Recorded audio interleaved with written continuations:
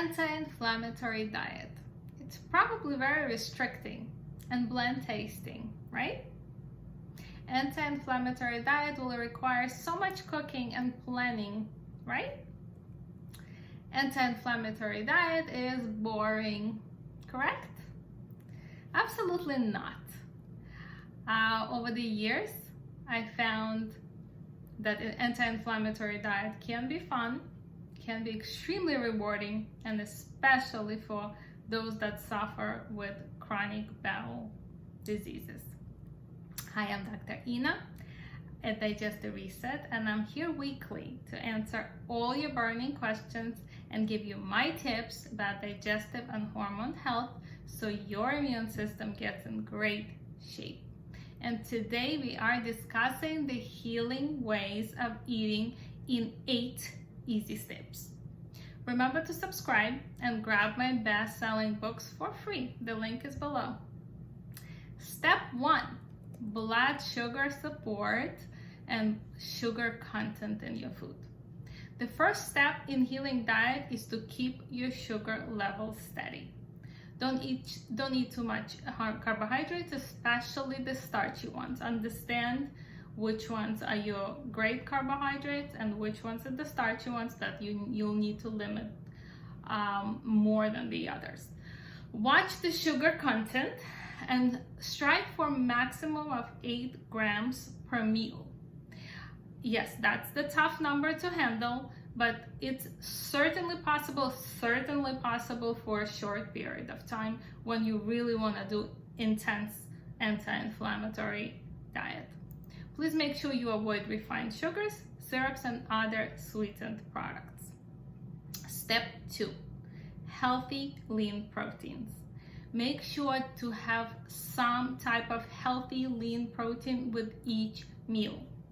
This will keep also those blood sugar levels steady and stable and won't make you go hungry. The more quality protein in your meal, the less chance that you will feel like you need to eat again. Common questions that come about proteins are how much protein per meal is a good number. General recommendations for my clients to consume about 20 to 30 grams of lean, clean protein at least per meal. Sometimes going more is okay, again, depending on your kidney status, depending on your digestion, really individual, but at least 20 to 30 grams of quality protein is ideal. Step 3, healthy fats and oils. For years, consuming fats and oils were considered bad, right? Remember the 80s and the 90s, early 2000s, we were low fat diet. This caused a serious age of diabetes and obesity. Now research supports that healthy fats and oils help maintaining healthy weight, curb sugar cravings, and keep inflammation down, which is huge because we never really put the 2 and 2 together when it came to inflammation. Oils, good fats could contribute to decreased inflammation. Now we understand, and with oils, if you learn anything from my previous sessions, you know about inflammatory oils versus anti-inflammatory, and if you don't, I'll have more videos on that. Step 4, food allergies and food intolerance. When you start the anti-inflammatory diet, you could consider testing for food allergies. Even some of the healthier foods may pose a problem due to intolerance or allergy to them. These foods may cause years and years of gastrointestinal inflammation without even realizing. Like gluten, for example. People have no idea for years to decades before they have severe case of leaky gut. So testing sometimes helps. It's smart to do the gut testing first, but if you really don't have that access, at least find out what you truly are allergic to or intolerant to. It's not exactly the same thing when it comes to food allergies and food sensitivities. We routinely recommend food allergy and sensitivity testing to those who want to explore all the possible options in finding the root cause of their health problem. Step 5, drinking clean filtered water. It's very important to consume drinking water. I talked about hydration recently, and you want to get a reliable source and make sure your water is clean and toxin free. Make sure your water is filtered, because unfiltered water may contain toxins, heavy metals, and other junk that will work against all positive effects gained from your anti-inflammatory diet. Drink at least 1 quart of water per 50 pounds of your body weight. And if you really want to find out about quality of water you have, you could go to ewg.org and put in your zip code, and they will tell you what's going on with the water that you're getting in your sink. Step 6, chew slowly. Chewing slowly is another must for keeping your body healthy. And there's many expressions about it. One of them is we don't have teeth in our stomach, right? Go and chew your food. Do not watch TV, read or work on your computer while eating, because that will prevent the production of enzymes and appropriate gastric pH that's required for proper digestion. Your acid will not be released the same way if you're just paying attention to something else. Step number 7, what to avoid. Anti-inflammatory diet means avoiding all inflammatory foods. But what are the inflammatory foods?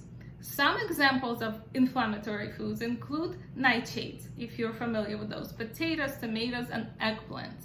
Those are considered, if you're doing intense anti-inflammatory diet for a short period of time, which in my program I do for at least 10 weeks, you definitely want to avoid that, because they are associated, these foods are associated with inflammation. Inflammatory foods like genetically modified foods, antibiotic treated foods, meats, farm-raised fish, and most of the processed foods are example of toxic foods that consumed by people on a daily basis. You want to take all those out of your diet for that period of time that you do an intense anti-inflammatory diet, and it's best if you live this way. Don't you want to have the anti-inflammatory way of living? Step 8, anti-inflammatory foods.